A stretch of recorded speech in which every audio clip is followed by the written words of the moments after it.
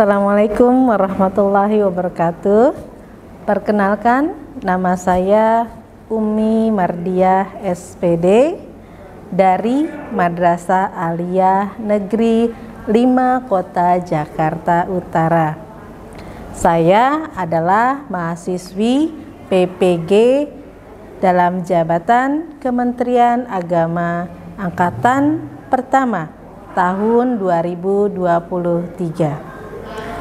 Pada kesempatan kali ini, izinkan saya menyampaikan best practice, yaitu praktek baik dengan menggunakan metode STAR: situasi, tantangan, aksi, refleksi hasil, dan dampak. Adapun situasi atau kondisi yang menjadi latar belakangnya, pertama yaitu kurangnya motivasi siswa dalam belajar ekonomi. Lalu yang kedua, permasalahan pembelajaran berdiferensiasi.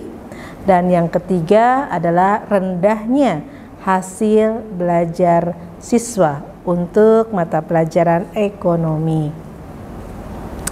Penting kiranya hal ini dibagikan karena menurut saya praktek ini dapat memotivasi saya selaku guru atau pendidik untuk bagaimana bisa mendesain pembelajaran yang kreatif, inovatif, menarik, dan tentunya menyenangkan bagi siswa-siswi.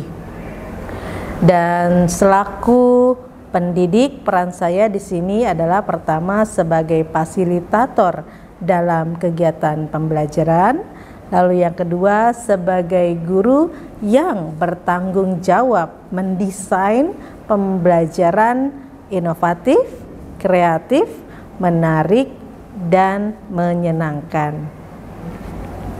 Namun itu semua tidak akan terwujud apabila tantangan yang ada tidak kita hadapi. Dan tantangan itu bisa berupa diantaranya pertama, bagaimana kemampuan peserta didik dalam meningkatkan hasil belajar ekonomi. Lalu yang kedua, bagaimana keaktifan siswa untuk bisa belajar secara individu dan kelompok. Dari tantangan-tantangan tersebut, tentunya perlu diatasi dengan beberapa langkah, yaitu dengan aksi, ya. Aksi di sini menggunakan model pembelajaran problem based learning atau biasa disingkat dengan PBL. Kenapa saya menggunakan model pembelajaran ini?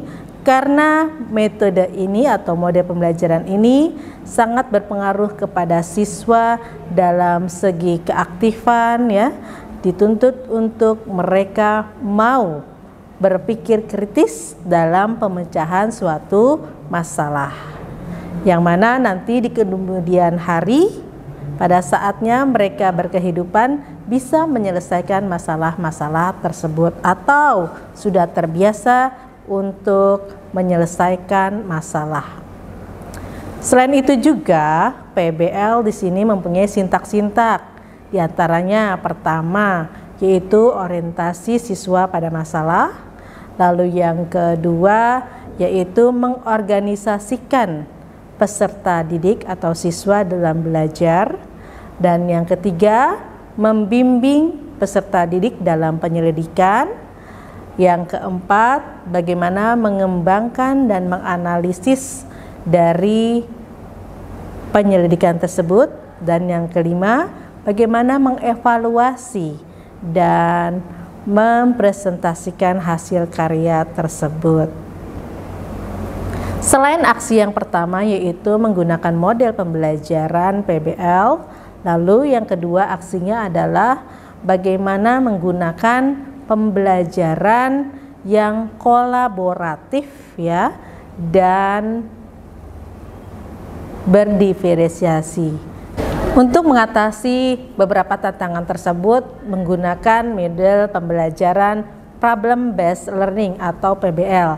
Kenapa menggunakan PBL? Karena dengan menggunakan PBL, siswa diharapkan untuk dapat berpikir kritis dan dapat memecahkan suatu permasalahan, serta juga dengan aksi yang kedua, yaitu bagaimana pembelajaran kolaboratif dan berdiferensiasi. Dengan pembelajaran tersebut diharapkan dapat meningkatkan motivasi siswa. Adapun dampak dari hal tersebut, maka siswa akan berlatih bagaimana mereka berpikir kritis dalam pemecahan dan penyelesaian masalah tersebut. Dan dengan demikian juga siswa akan berani tampil untuk menyajikan dari hasil diskusi yang sudah didiskusikan oleh teman kelompoknya. Dan hasil yang diperoleh tentunya sangat efektif sekali. Dengan begitu siswa-siswi terbukti aktif dalam pembelajarannya. Dan saya sangat berterima kasih sekali kepada Universitas Negeri Malang yang memberikan kesempatan kepada saya dan tentunya kepada Kementerian Agama untuk dapat mengikuti PPG ini. Karena dengan mengikuti PPG ini saya mendapatkan pengalaman yang sangat banyak dan menambah wawasan serta dapat memperbaiki untuk pengajaran saya ke depannya. Terima kasih. Wassalamualaikum warahmatullahi wabarakatuh.